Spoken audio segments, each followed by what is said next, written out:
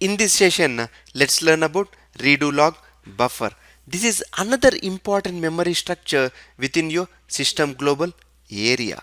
This redo log buffer is a circular buffer which holds all the information related to the changes made to the database. These changes are nothing but your redo data, right?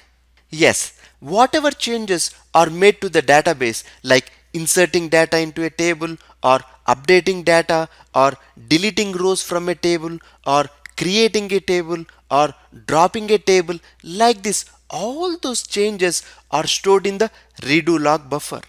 Why are they stored?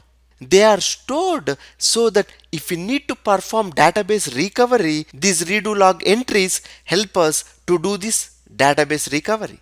Okay? And we can define the size of this redo log buffer using the initialization parameter log underscore buffer.